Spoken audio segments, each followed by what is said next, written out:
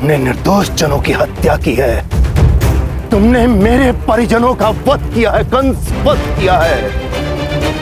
मैं तुम्हें श्राप देता हूं कि जिस भांति तूने मेरे परिजनों का वध किया है, ठीक उसी प्रकार तेरी मृत्यु का कारण भी वही बनेगा जिससे तू सबसे अधिक प्रेम करता है। जिस नारायण का तू नाश करना चाहता है ना, उसी के हाथों तेरी मृत्यु होगी, उसी के हाथों तेरी मृत्यु होगी।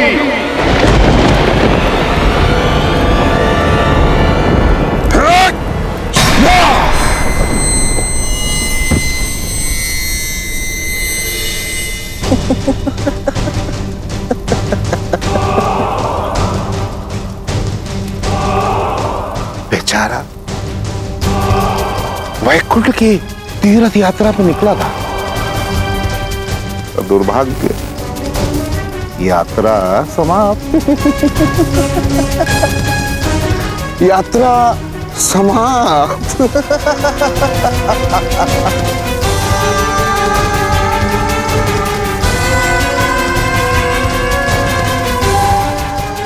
जिनके कारण तुम्हें मेरे हाथों से चोट खानी पड़ी, कारण सोचो, प्रतिशोध लो। वध कर दो सबका, कोई बचना नहीं चाहिए। कौन ये महाकाल, कौन ये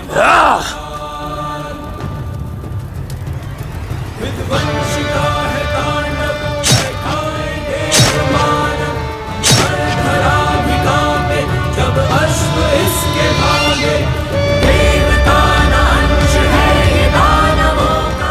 एक ही ईश्वर है, कंस। कंस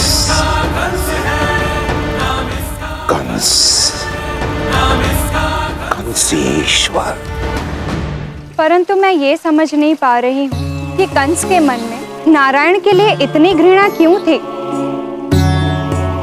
इतनी शत्रुता कि उसने नारायण के भक्तों पर अत्याचार किया, कि उसने नारायण की पूजा पर प्रतिबंध लगा दिया। क्या उसने ये सब सर्वशक्तिमान बनने के लिए किया था, या फिर इसके पीछे कोई कारण था? इतनी घृणा के पीछे अवश्य कोई बड़ा कारण जरूर होगा। कारण तो था रुक्मणी,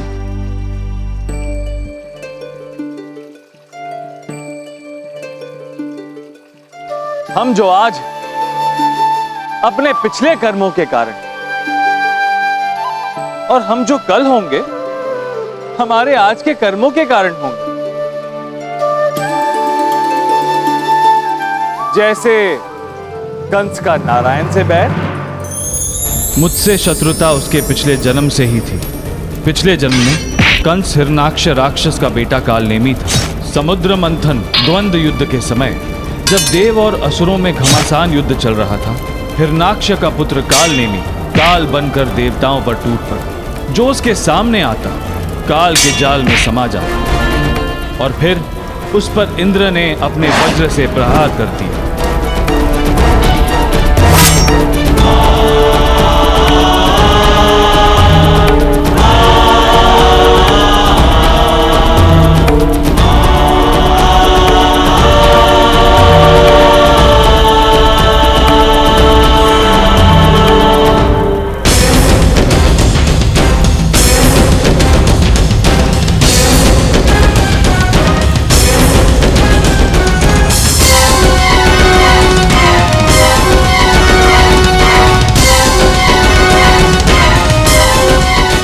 कालनेमी पर आक्रमण करके ठीक नहीं किया। अब मैं तुझे समाप्त करके स्वर्ग पर अपने राज्य की पताका लहराऊंगा। मेरे पिता हिरणाक्ष फिर से स्वर्ग पर राज करेंगे।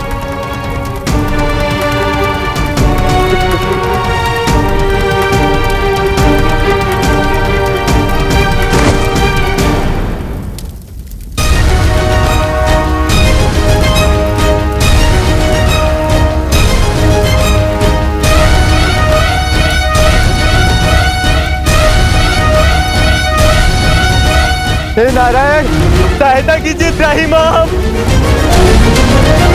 रुक जाओ कालनेमी,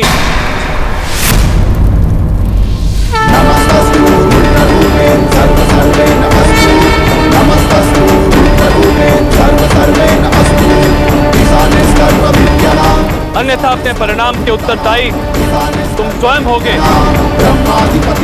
विष्णु, अच्छा किया तू स्वयं यहाँ आ गया। मुझे तुझसे कोई भय नहीं है। इंद्र को मारने के पश्चात, स्वर्ग पर विजय पाने के पश्चात मैं स्वयं काल नेमी तेरे पास ही आ रहा था तुझे समाप्त करने के लिए।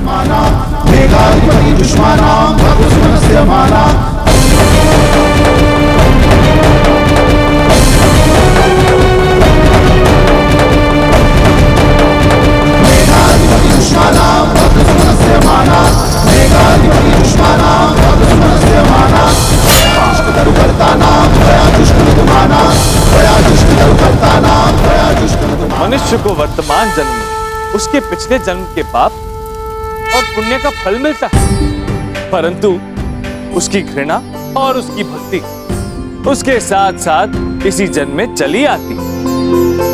और यही कालनेमी के साथ भी हुआ। मृत्यु के समय कालनेमी ने सौगंध खाई कि वो अपने वध का प्रतिशोध लेगा, फिर से नारायण के नाश के लिए जन्म लेगा। और फिर उसने कंस के रूप में जन्म लिया। नारायण के नाम से तक उसे घृणा थी। अत्याचार की सभी सीमाएं लांघकर स्वर्गलोक के द्वार खटखटा रहा था। पृथ्वी अब और पीड़ा नहीं सहन कर पा रही और इसीलिए उसने गाय का रूप धारण किया और सहायता लेने के लिए ब्रह्मा और रुद्र के पास गई।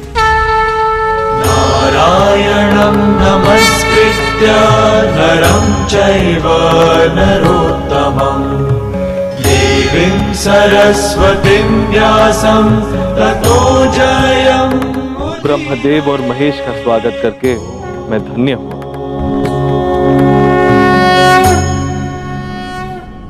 अचानक इतनी दूर आने का कष्ट क्यों किया प्रभु? आपसे क्या छिपा है महाविष्णु? पृथ्वी कंस के अत्याचारों से कांपी हुई है।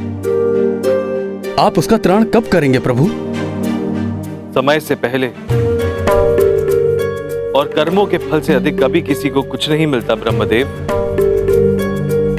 पृथ्वी का त्राण अवश्य होगा, परंतु अभी समय नहीं आया।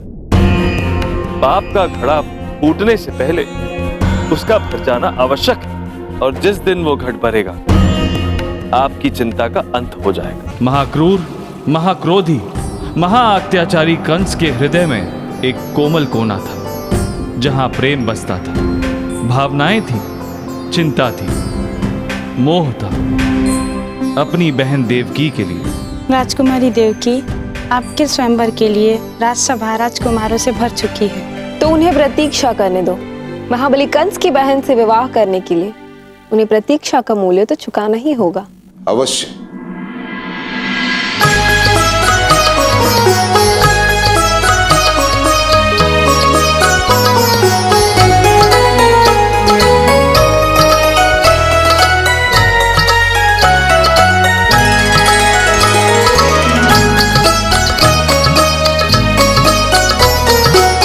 पता है कंस के लिए संपूर्ण संसार में सबसे अधिक मूल्यवान कौन है? वो है मेरी बहन देवकी। चेष्टा आप आ गए। कब से प्रतीक्षा कर रही थी आपकी। सारा संसार जिसकी प्रतीक्षा कर रहा है वो मेरी प्रतीक्षा कर रही है। अब वैसे आपकी नहीं, आप जो भेंट लाने वाले थे मेरे लिए उसकी प्रतीक्षा कर। भूल तो नहीं गए?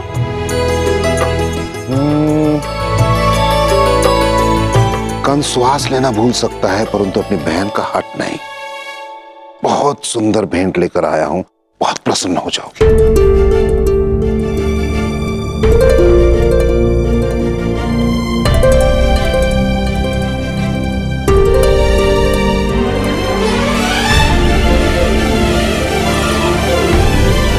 कैसा लगा? बहुत ही सुंदर है। पता देवकी, मैं स्वयं 8 दिन वन में रहा, स्वयं इसे अपने हाथों से पकड़ा मैंने। पता है क्यों? क्योंकि मैं अपनी बहन देवकी से बहुत प्रेम करता हूं। लो।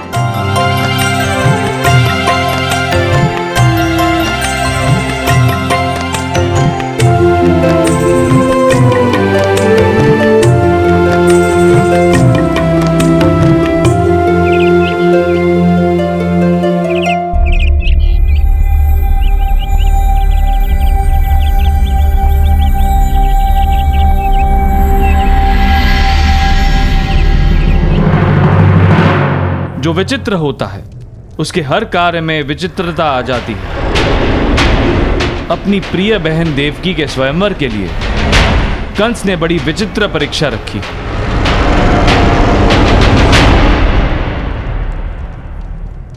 मथुरा की राजसभा यहाँ उपस्थित सभी राजाओं राजकुमारों का स्वागत करती है, अभिनंदन करती है, आदर करती है मन से। अभी यहाँ उपस्थित हर एक व्यक्ति यही सोच रहा होगा कि मेरी बहन देवकी किसे अपना वर चुनेगी।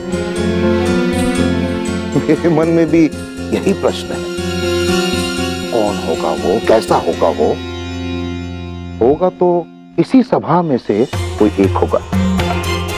बहुत बड़ा प्रश्न चिन्ह है मेरे समक्ष, क्योंकि आज तक मेरे बहन की हर एक चीज उसके जीवन की मैंने स्वयं चुनी है। स्वयं कंस ने। इसी कारण उसका वर चुनने का अधिकार केवल मेरा है। इस स्वयंवर में मैंने एक शर्त, केवल एक शर्त, इस सभा में से वही देवकी का वर बन सकता है जो अपना संपूर्ण जीवन मुझे अधीन करे, कंस को। स्वीकार है? विचित्र शर्त थी, सभी असमंजस में थे।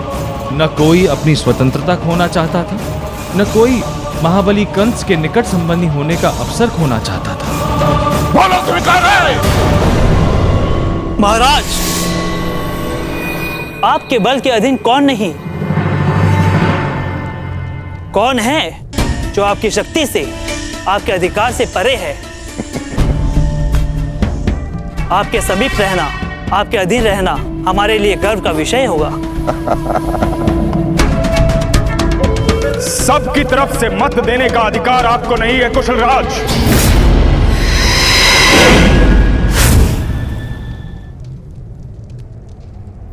मेरे प्रिय मित्र वसुदेव, तुम्हारे कहने का अर्थ यह है कि तुम मेरे शर्त से सहमत नहीं।